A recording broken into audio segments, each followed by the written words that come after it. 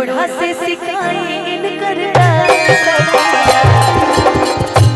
ये एक तरह से देखा जाए तो गीत भी है, भजन भी है, सभी चीजें बड़ी सुंदर है। तो मैं ये पूछना चाहूंगी कि ये कौन कौन ये गीत को सुना हुआ है? किसने किसने ये गीत सुना? कोई भी इधर से आपने सुना है? और कौन कौन सुना है? सुने सब है, मगर सब ठंडी में कुड़कुड़ा रहे हैं। बताओ इतना स्वेटर शॉल पहनने का मतलब है? बियाह शादीशुदा नहीं होते तो मन को करते ठंडी ज्यादा लग रही है, शादीशुदा होकर ठंडी लगती तो गलत है ना?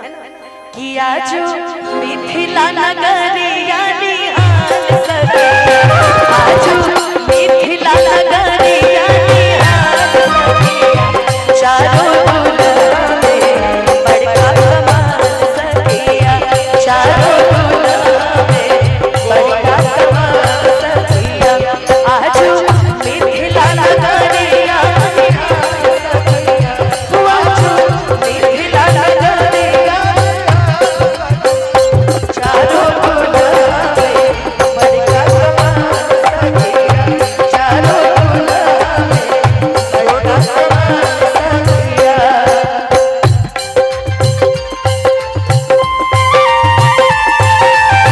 जरा दिल ठहरो ना, तमन्ना यही है, अभी हमने जी भर के देखा नहीं है, अभी हमने जी भर के। और ये जो गीत है जरा दिल ठहरो ना, अभी माँ अहिल्या महोत्सव था दरभंगा में, हम लोगों ने मिलकर ये गाना गाया, बड़ा अच्छा लग रहा था। जरा दिल ठहरो ना,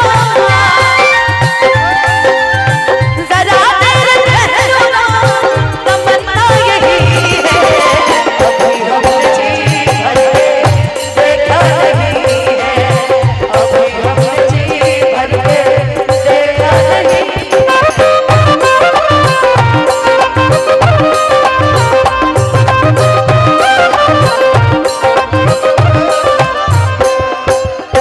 गगन मगन आज मगन धरतिया,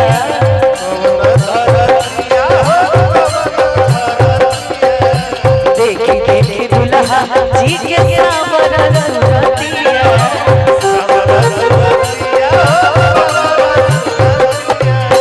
गगन मगन आज मगन धरतिया, देखी के दुल्हा जी के सावर सुरतिया, बालू वृद्ध नर नारी सब बेहाल सखिया, बालू वृद्ध नर नारी सब बेहाल सखिया। भैया का परिचय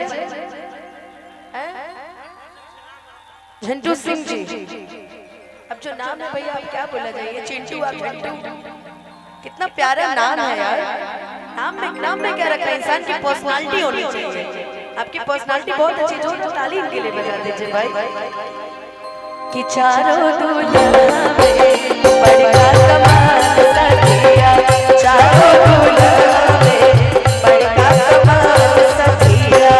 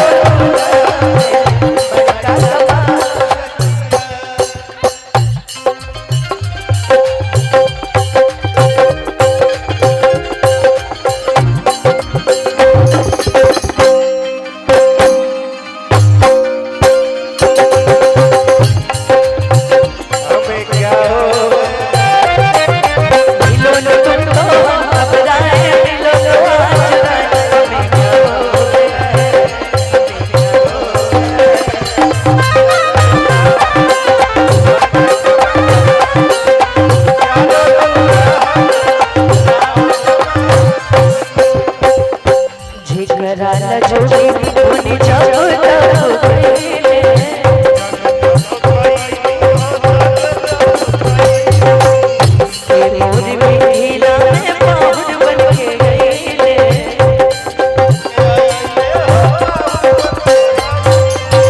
जेकरा जोगी मुनि जप तप कईले से मोरी मिथिला में पाहुन बन के गईले आजू लोढ़ा से सिकाई करता सखिया लोढ़ा से सिकाई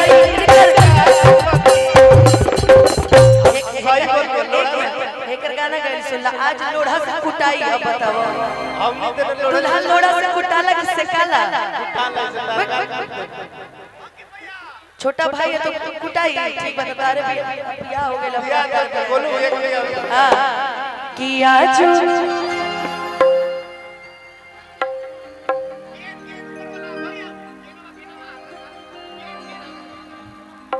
हाँ पक्का पक्का हाँ ठीक कि आज लोढ़ा से सिकाई करता